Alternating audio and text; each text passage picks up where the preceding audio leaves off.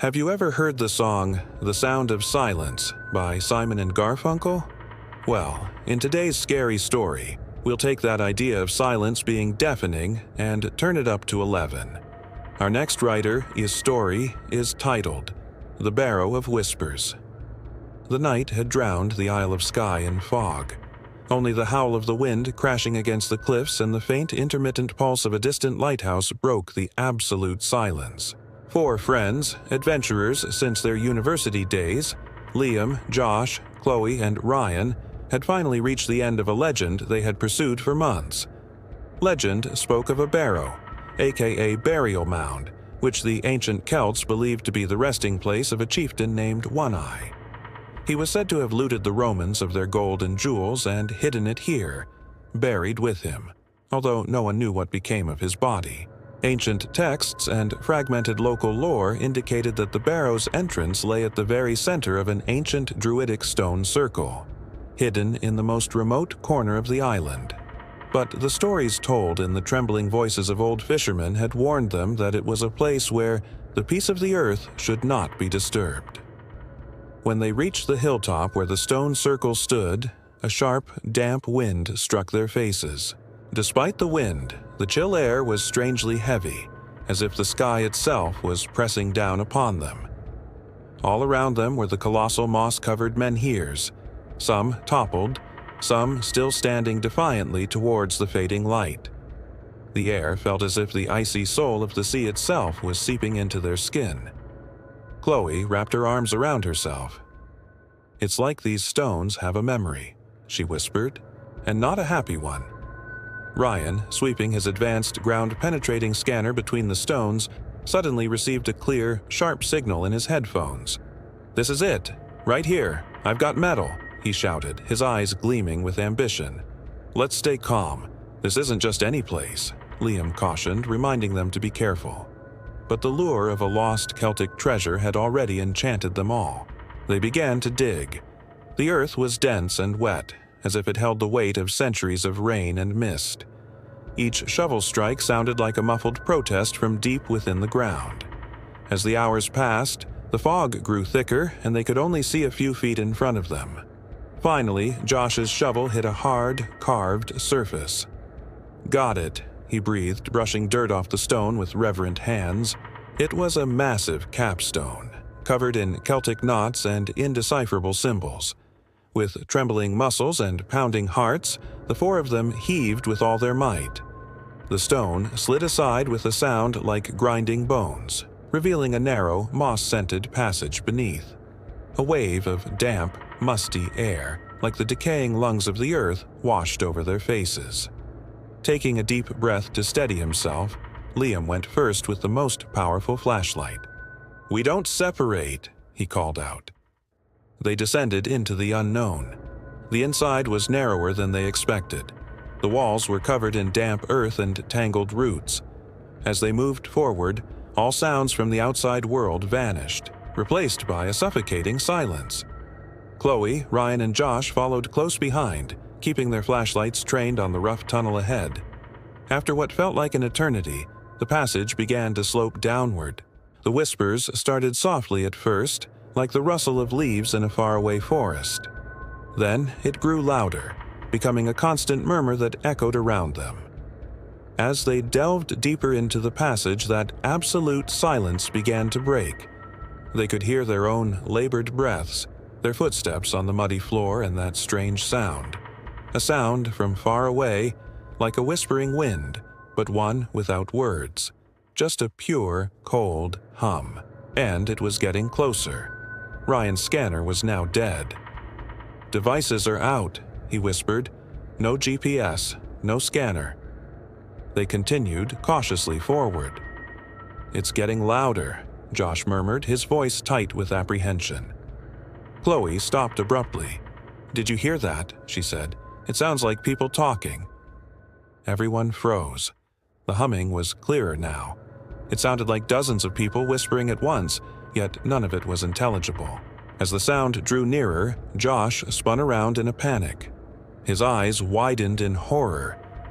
The path they had come from was no longer there. The entrance to the passage was gone, sealed by a wall of darkness as if the earth had swallowed it whole. "We're trapped. There's no way out," he screamed, his voice echoing back at him in the tight space. At that exact moment, Liam's flashlight flickered violently and died, pitch black. The others' lights began to dim one by one, as if an unseen hand were draining their batteries. Just then, the chorus of whispers was no longer distant. It was right beside them, so close they felt it was whispering inside their ears. An icy breath caressed their skin.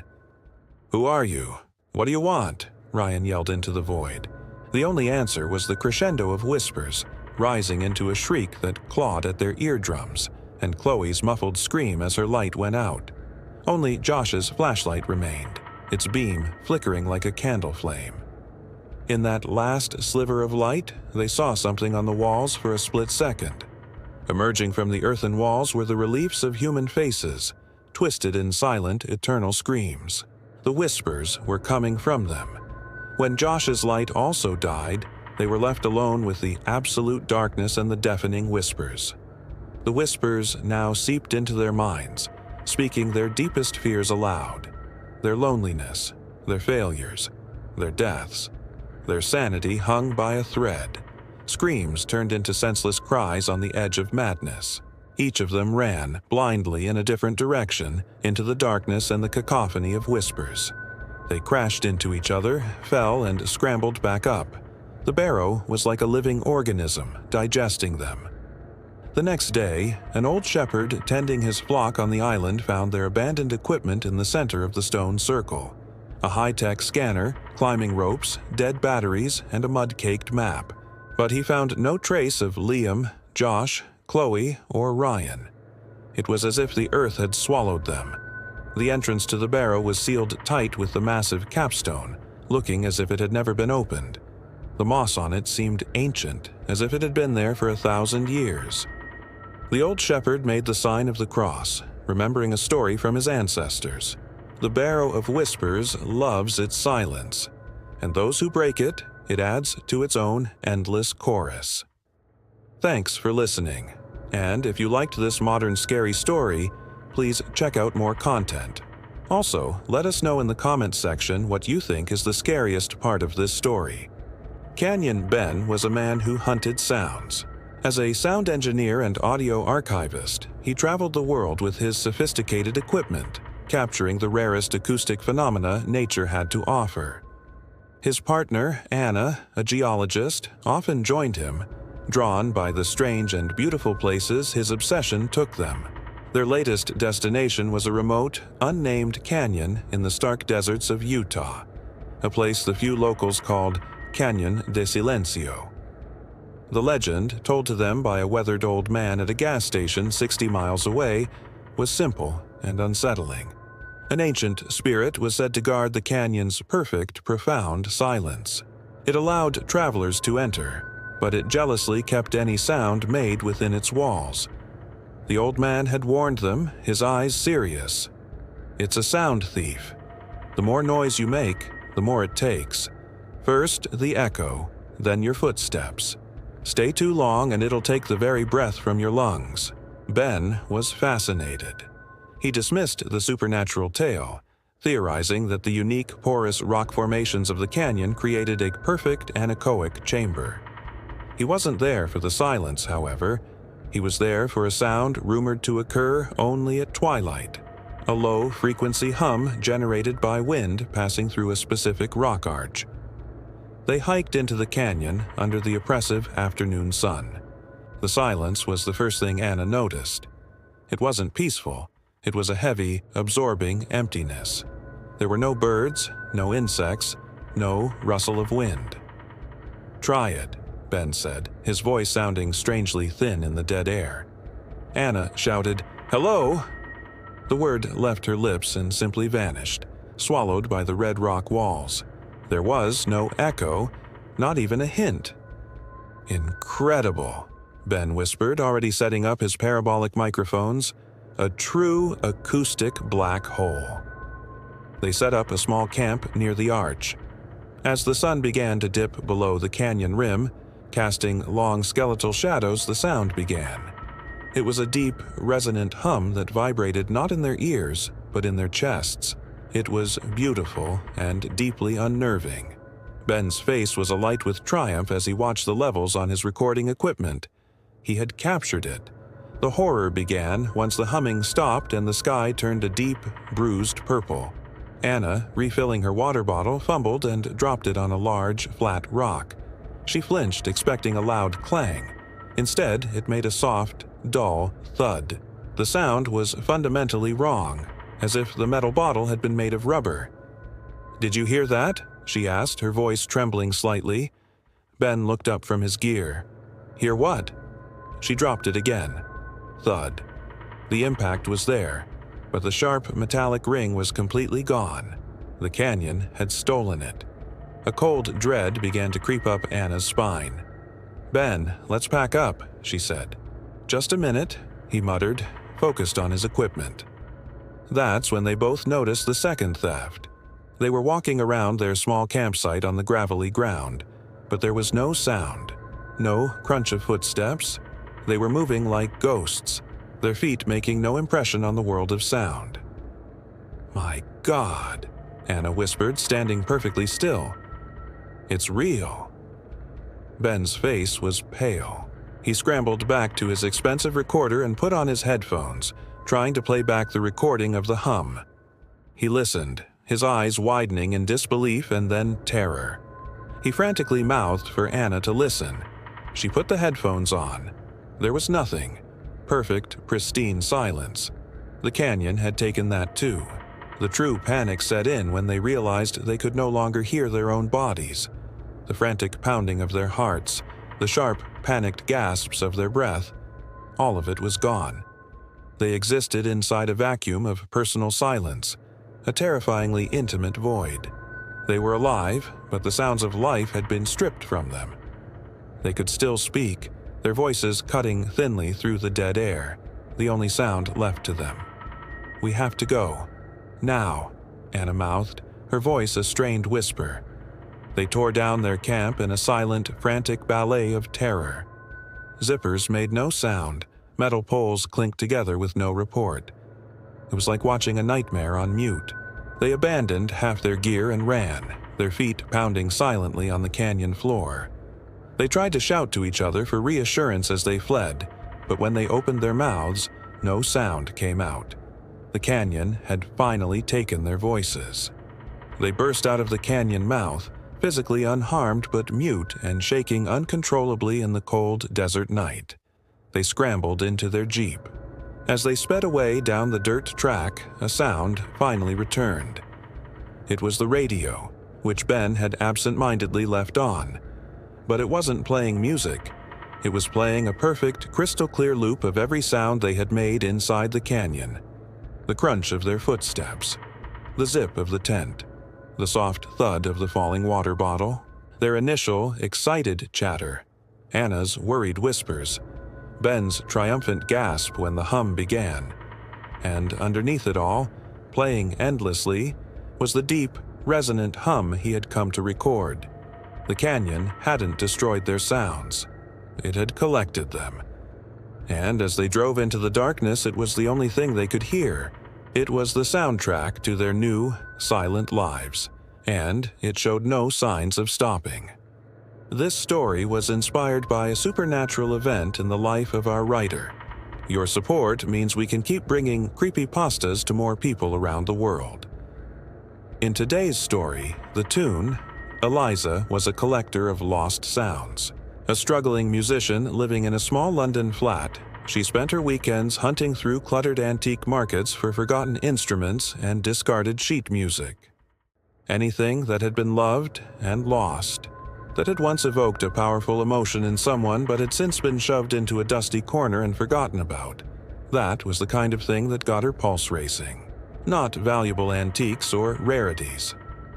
Eliza collected the overlooked cast-offs, the cheap trinkets that nobody else wanted. It was on a gray Saturday in Camden that she found it. A small, elegant music box made of dark, polished wood and tarnished silver. It had been tucked away on a shelf behind some chipped porcelain dolls and a gramophone with a horn the size of a car tire.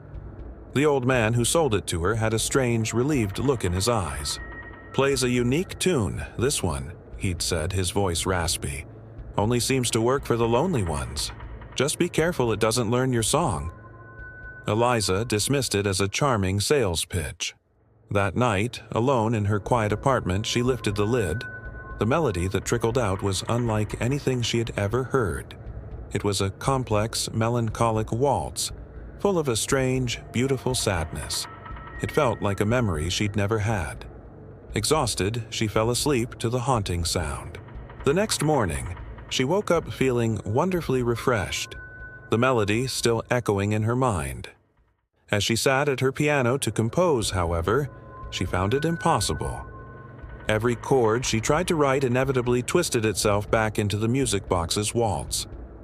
The tune had lodged itself in her brain. A few days later, the effect grew stronger.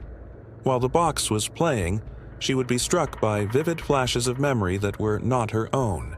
She saw a gaslit, foggy London street through a woman's eyes. She felt the phantom touch of a man's hand on a velvet glove.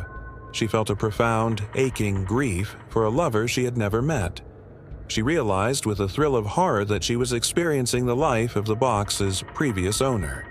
The intrusions began to bleed into her reality. She found a single, old-fashioned silver hairpin on her bedside table, a place she had cleaned just an hour before. Her modern, minimalist flat began to carry the faint scent of lavender and old paper. One evening, she looked in the bathroom mirror, and for a terrifying split second, her reflection was wearing a high-collared lace blouse. Frantic, she researched the maker's mark on the bottom of the box. She found it in an old newspaper archive from 1888. The box was a one-of-a-kind commission for a young woman named Annalise, who had died of what the paper called a melancholic decline after her fiancé vanished. The article described her as a recluse who, in her final months, refused to leave her rooms and listen to nothing but the haunting tune of her music box. Eliza now understood the old seller's warning. The box wasn't just showing her memories, it was overwriting her.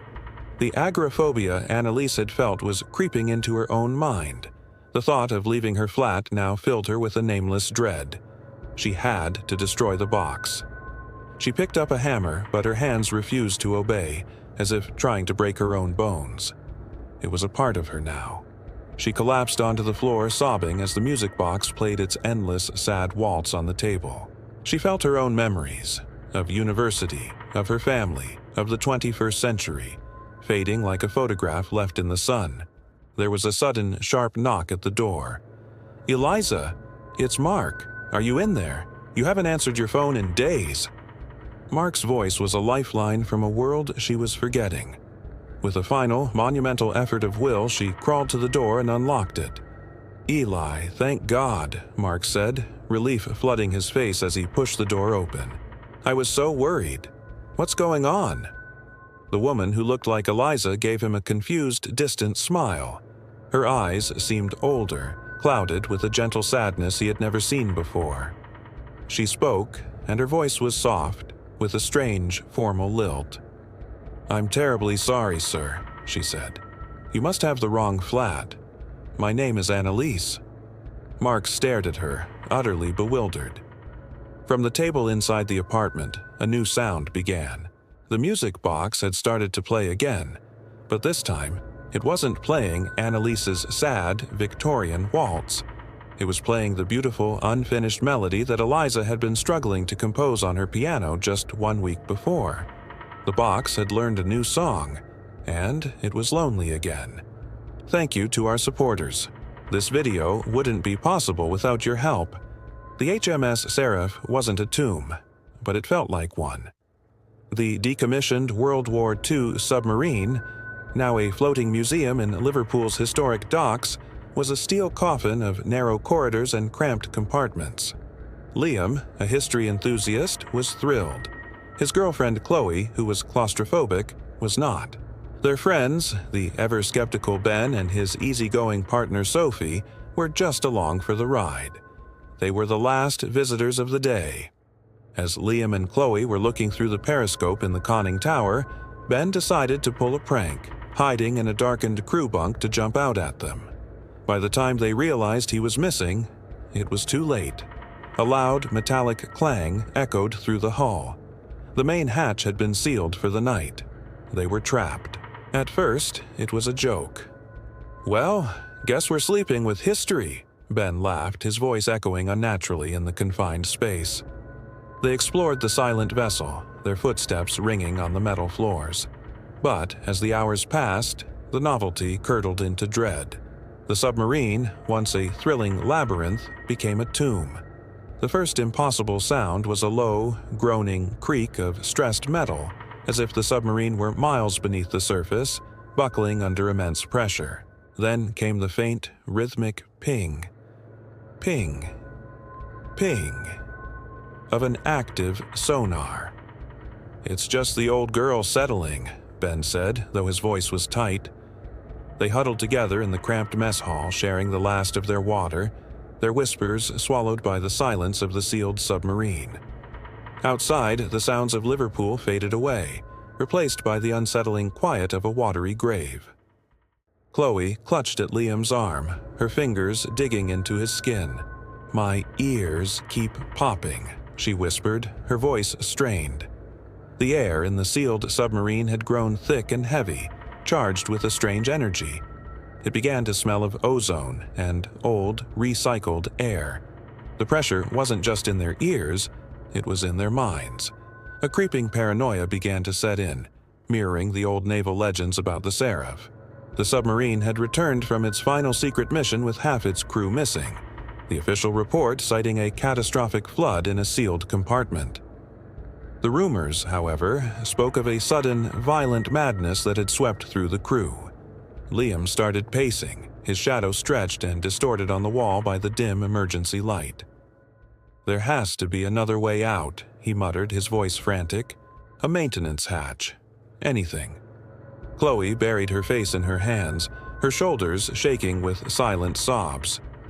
The second impossible sound was a scratching, not the dragging of metal on metal, but something more precise, more deliberate, like someone or something on the other side of the hull raking a fingernail across the steel. The silence after was heavier, more suffocating than before. Ben, the skeptic, began to unravel first. He started accusing Liam of trapping them there deliberately. "You just wanted to experience your history, didn't you? You locked us in." Liam reeled, but before he could respond, the scratching came again, followed by a soft, wet thud. They all froze, listening intently. Then the sound of dripping water echoed in the tight space. In the cramped bathroom, Liam turned on the cold water tap, splashing it onto his face. The droplets hitting the basin sounded like gunshots. "What if the rumors are true?" Chloe whispered, her voice trembling. "What if it's not a flood, but something else in that compartment?" Liam pulled her close, trying to steady her breathing. "It's just water, love. We'll be fine," he murmured, though his voice lacked conviction. But as the minutes ticked by, the dripping grew louder, more insistent, punctuated by sharp metallic pings. Suddenly, a new sound joined the chorus, a faint, rhythmic chugging, like a distant engine turning over. It was subtle, easily ignored, but now that they knew what they were listening for, they couldn't tune it out. Ben, pale and sweating, sat huddled on the floor. "We have to get out of here," he stammered. "I don't care how, I just want out." Sophie, usually the voice of reason, placed a calming hand on his shoulder. "We will get out," she whispered, though her eyes were wide and fearful. They gathered in the dimly lit wardroom, the heart of the submarine, where officers once planned their missions. They were out of water, their lips cracked and swollen. But worse than the thirst, the fear gnawed at them, growing with each passing moment. The third, impossible sound was the groan of tortured metal, like the ship was exhaling in pain. It was followed by a shudder that ran through the submarine's hull, tossing them off balance. Chloe screamed, burying her face in her hands. "It's happening," she cried. "The water, it's coming." Liam, desperate to maintain control, forced a smile. "It's just the old girl settling," he said, though his voice was strained. But even as he spoke, he felt it. A shift in the submarine's balance, a tilt that shouldn't be possible on land. They clung to each other, bracing for whatever was to come. In the depths of their fear, they heard a new sound, the gentle lapping of water. It wasn't the rushing roar of an engulfing flood, but the slow, deliberate lapping of waves against a hull, beneath the waterline. A soft, wet thud echoed in the darkness. Something was outside the submarine, pressing against it, tapping, probing. When the sun finally pierced through the cracks in the boarded windows, it revealed a horrified sight. The four friends were slumped together in the mess hall, their faces drained of color, their eyes staring blankly ahead. Around them, the submarine was in chaos. Papers were strewn across the floor, equipment overturned, and the once-ordered compartments were in disarray. But the most disturbing sight was outside. The main hatch was open, revealing a clear view of the Liverpool docks. But there was no sign of a crane or the barge used to access the hatch. In fact, the submarine appeared to be at the same level as the dock, resting on the seabed as if it had been lowered without any assistance. As the curator inspected the damage to the hatch, his expression hardened. It was obvious that the submarine hadn't been opened from the inside. Someone or something had forced the hatch open from the outside, tearing off its protective steel plates and bolts. News of the incident spread like wildfire, drawing the attention of maritime authorities and the Navy. An investigation was launched, but it quickly hit a dead end. There was no record of unauthorized activity in the docks overnight, and the submarine showed no signs of forced entry except for the main hatch. Chloe's family, devastated by her sudden and unexplained death, demanded answers. Liam, unable to bear the guilt and grief, disappeared from the docks without a trace. The submarine, once a symbol of Liverpool's rich maritime heritage, was sealed off, its secrets buried along with its victims. The enigmatic disappearance of Chloe, Liam, Ben, and Sophie remained a mystery, unsolved and unexplained. Yet some believe that the spirits of the four friends, forever trapped between the past and the present, still wander the murky depths of the HMS Seraph, searching for a way to surface. Listen closely, let me tell you a story about a killer lighthouse. Oh yes, I know how much you love them. The Watcher's Eye. Chloe, Mark, Isabel, and Josh, four friends, bored with ordinary vacations, had found a different kind of challenge for themselves this time: to face a major storm, which meteorologists had been warning about, from inside an old abandoned lighthouse on a rocky islet off the coast of Maine called Crow's Beak. Chloe was a photographer, dreaming of capturing the perfect storm. Isabel was a history enthusiast, wanting to feel the mysterious past of the lighthouse, which was named in an old legend. Josh was just in it for the adrenaline and a different kind of adventure. Mark, who was piloting the boat for the group, had been uneasy about the idea from the start. He knew better than anyone that the cold waters of the Atlantic were no joke. The old fisherman from whom they rented the boat had warned them one last time. "You don't go up to that lighthouse at night," he had said, mending his nets with his calloused hands. "Especially not in a storm. They say the first keeper, old man Silas, lost his mind from loneliness in that tower. He started to believe the light itself was alive, that it spoke to him. One night, during a great storm just like this one, he vanished. Since that day, they say his soul has been trapped in the light. There's one rule for that place: when the beam of the lighthouse passes directly over you, never look away, or it will see the emptiness in your mind and settle there." Josh had laughed at the legend. "Awesome, so we get a ghost too." When they landed on the island, they pried open the rusted iron door with a screech and began to climb the stone stairs of the lighthouse. The lantern room at the very top was inside a giant glass dome, offering a 360-degree view. The sky was already darkening, the wind beginning to howl. They were excited. The massive lighthouse beam began its rhythmic sweep, flashing on and off as it scanned the dark horizon. The first strange thing happened when the storm hit.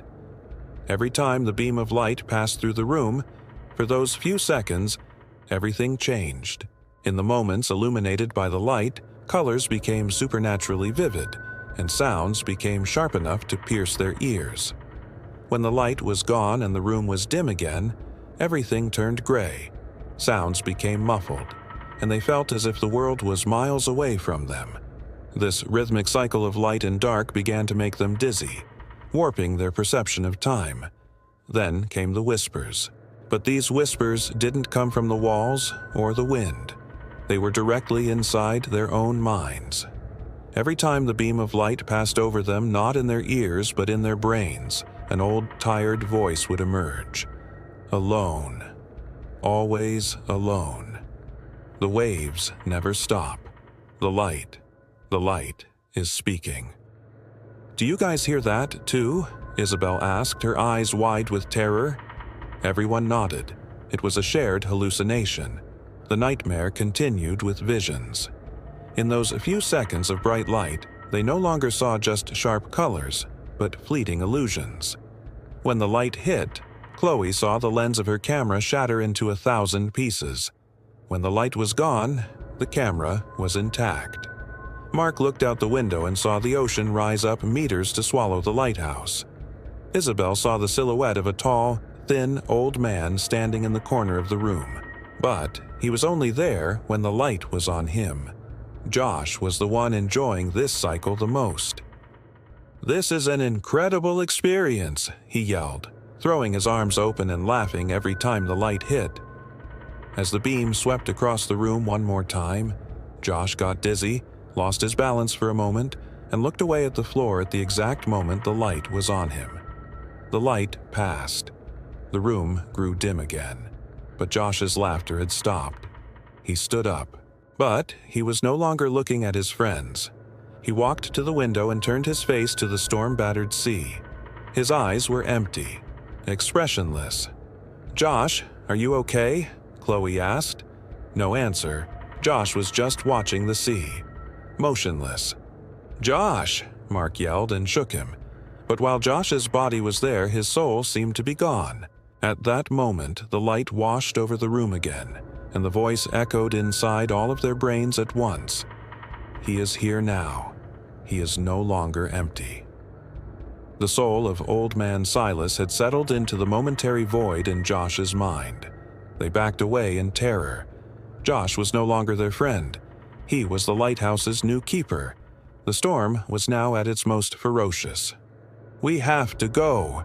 Now!" Mark yelled, but they couldn't leave Josh.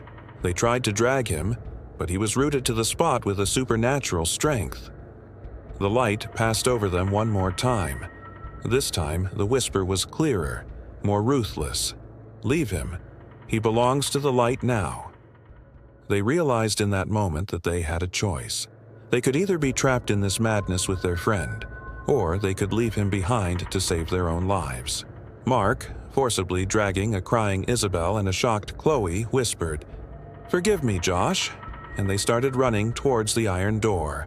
When they looked back one last time, they saw Josh's silhouette standing against the massive lighthouse beam, standing firm against the storm. Miraculously, they managed to start the boat and throw themselves into the raging waves. As they sped towards the mainland, Chloe dared to look back. Crow's Beak Island was disappearing into the darkness. Only the periodically flashing light of the lighthouse was visible. The beam of light moved across the ocean, turning towards their boat for a moment and illuminating the inside of their cabin. In that brief moment, Chloe looked at their reflections in the wet glass of the boat, but she didn't see their own terrified faces. In the glass, reflected in place of the three of them, was the gaunt, tired, and madly smiling face of the old lighthouse keeper, Silas. The light had not let them go. And here we are at the end of our spooky story. Thank you so much for watching.